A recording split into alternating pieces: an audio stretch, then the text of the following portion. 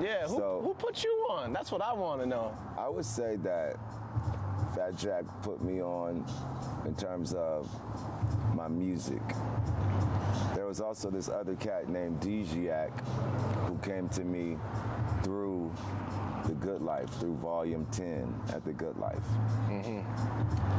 So you could sort of say Volume 10, you know, Fat Jack, Dijiak, because they were at The Good Life. So then if you want to mention The Good Life, you have to say B Hall, right?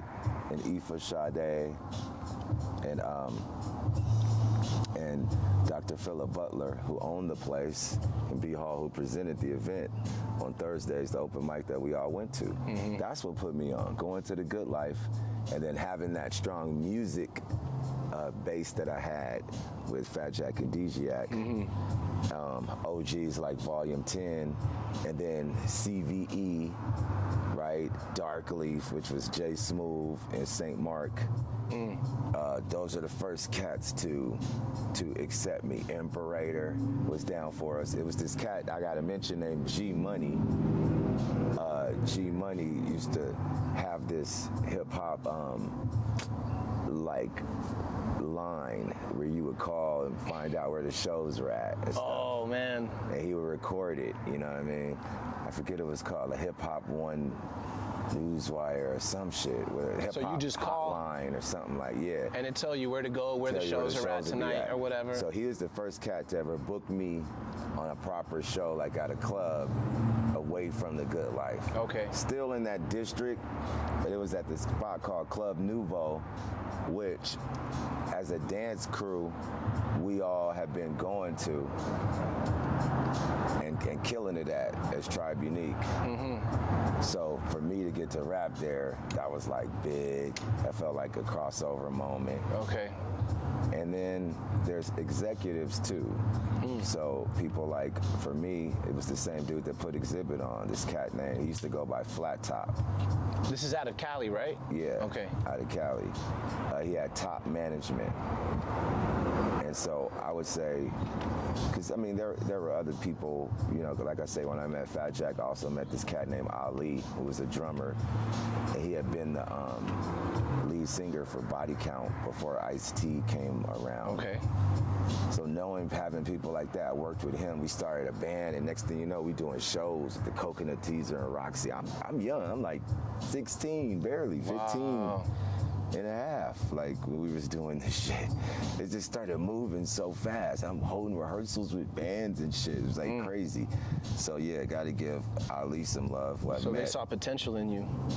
Out at Fat Jack Studio, but a lot of executives like Flat Top, Adrian Miller did a lot for, you know, our whole camp, who he's recently, you know, put APAC on, you know what I mean?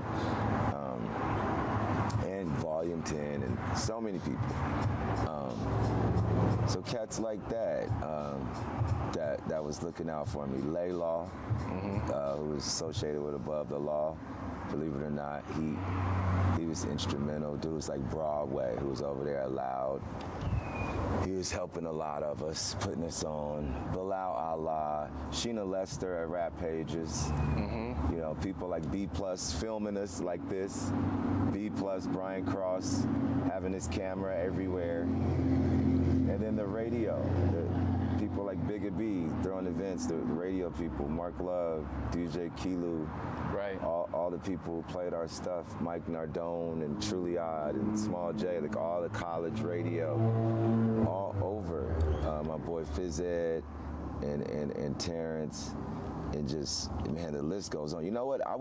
If you look at my early tape covers and CD covers in the thank yous, I listed everyone. I listed them all. Yeah. It's literally a who's who of who became who. Wow.